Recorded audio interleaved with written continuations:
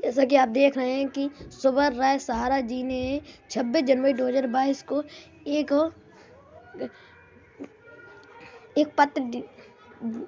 पत्र आया है सभी कार्यालयों में।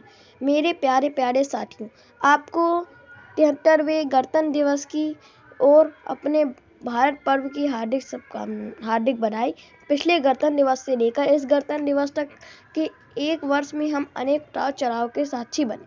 भारतीय गणतंत्र और जनता ने इस बीच जिस सबसे बड़ी चुनौती का सामना किया वह कोरोना की दूसरी लहर थी। यह लहर पहली लहर की तुलना में ज़्यादा विनाशक साबित हुई। शायद ही कोई ऐसा व्यक्ति होगा जिसने अपने किसी परिजन, मित्र या परिचित को न खोया हो। शायद ही कोई परिवार ऐसा होगा जिसने कठिनाइयों का सामना न किया हो और अपने जीवन को गति को रोका हुआ महसूस न।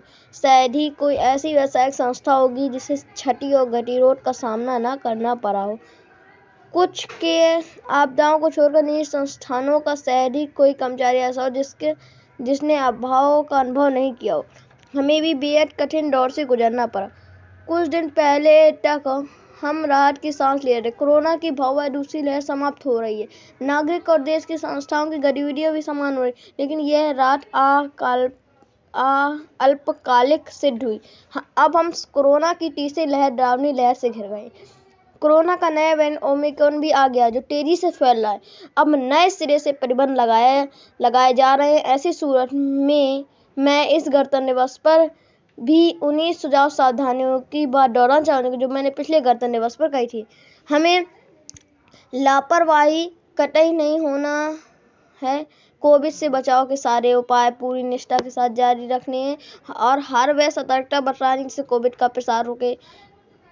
अगर दुर्भाग्यवश हम चूक गए तो हमने ढिलाई बरती या हम बेपरवाह हो गए तो निकट भविष्य में हमें इसकी भारी कीमत चुकानी पड़ सकती है। मैं फिर दोहराना चाहूँगी, परस्पर भौतिक दूरियां बनाएं लेकिन भावनात्मक दूरियां ना बनाएं।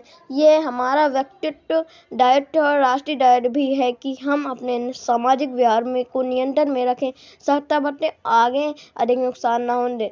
आज हमारे सामने सबसे बड़ी चुनौती यह है कि हम अपना बचाव भी करें और अपनी व्यवसायिक गतिविधियों को भी ना रोकें। दोनों के बीच संतुलन बनाए रखें। अपने व्यवसाय से जुड़े लोगों के हित का पूरा ध्यान रखें। वर्तमान में ऐसा करना भी सच्ची राष्ट्रभक्ति है। मैं गर्व से कह सकता हूँ कि हमारे सैन्य परिवार ने यही किया है और यही कर रहा है। बड़ा पिछले दिनों की सीख ये है कि हमारी सभी संस्थाएं और व्यवस्थाएं पूरी ईमानदारी सतर्कता से अपने कर्तव्यों का निर्वाह करें और देश के सभी नागरिक अपने अपने दायित्वों के प्रति सजग रहें। मुझे खेद के साथ कहना पड़ रहा है कि प्राय लोग अनुशासनबद्ध नागरिक की तरह नहीं बल्कि अनियंत्रित अनुशासनहीन भीड़ की तरह काम करते हैं।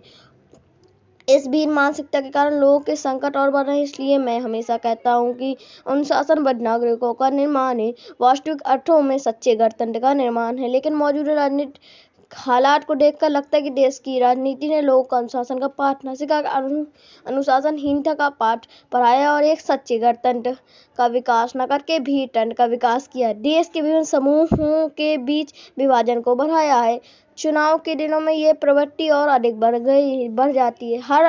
हर अगला चुनाव पिछले चुनाव की तुलना में अधिक विभाजक और अधिक विदेशकारी होता है। मैं पिछले कई दशकों से दोहरा रहा हूँ कि चुनाव व्यवस्था में वांछित परिवर्तन किए बिना हम एक जिम्मेदार और संचय गणतंत्र का विकास नहीं कर सकते।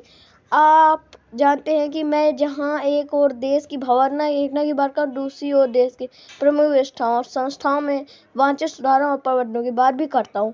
मैं नहीं जानता कि मेरी बात का किस पर क्या सार्थक असर हुआ, लेकिन मेरे विचारों को व्यापक तौर पर स्वीकार किया गया है। इसका प्रमाण यह है कि मेरी दोनों पुस्तकें लाइफ मंत्रास और थिंक विथ मी की सारी प्रतियां बिक गई। ये बात मैं इसलिए उठा रहा हूँ, हमें स्वयं को जनहितकारी गठन में बदलने के लिए व्यापक परिवर्तनों की जरूरत है। अगर ये परिवर्तन नहीं किए गए तो आगे हम और अधिक अराजक भीड़ तंत्र का सामना करना पड़ेगा। लेकिन मैं जानता हूँ कि मेरी और राष्ट्र के प्रति सदैव सजग रहने वाले मेरे सहारा इंडिया परिवार का कुछ निश्चित सीमाएं। हम चाहकर भी एक सीमा से अधिक काम नहीं कर सकते। वास्तविक जिम्मेदारी उनकी है जो निर्णायक पदों पर बैठे हुए हैं, जो देश का नियंत्रण और नेतृत्व कर रहे हैं। हम इन्हें सलाह देते हैं, सुझाव दे सकते हैं, लेकिन इन्हें बाध्य नहीं कर सकते। हम ईश्वर से प्रार्थना कर सकते हैं कि देश के नियंत्रणकारी और नियामकीय संस्थाओं का संचालन करने वाले लोगों में दायित्वबोध पैदा हो। वे अपनी सनक और स्वार्थ से ऊपर उठे, अपनी जिद से लोगों की समस्याओं को बढ़ाए नहीं, बल्कि संवेदनशीलता से वो समाधान करें और गणतंत्र को वास्तविक गणतंत्र की दिशा में ले जाने की ओर जुटे। मैं अपनी और सारा इंडिया परिवार की ओर से की गई इस प्रार्थना के साथ अपनी बात को समाप्त करता हूँ। आशा करता हूँ कि हमारी अवश्य सुनेगा और हमारा गणतंत्र एक मजबूत गणतंत्र के रूप में उभरेगा। इन शब्दों के साथ मैं आप सभी को अपने गणतंत्र दिवस और भारत पर्व की एक बार पुनः बधाई देता हूँ। मेरी शुभकामना, मेरा प्यार और मेरा आशीर्वाद आपके साथ है। जय भारत, जय सार प्रणाम। सब ने ये कहा था। आपको ये वीडियो अच्छी लगी, लाइक शेयर सब्सक्राइब जरूर।